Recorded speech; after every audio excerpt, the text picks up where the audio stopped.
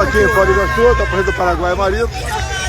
Tivemos uma reunião agora sobre Itaipu, que é natural. Aí vamos agora visitar a obra da segunda ponte Brasil-Paraguai. 85% plano, a Itaipu, mais do que energia, produzindo infraestrutura aqui no oeste do Paraná.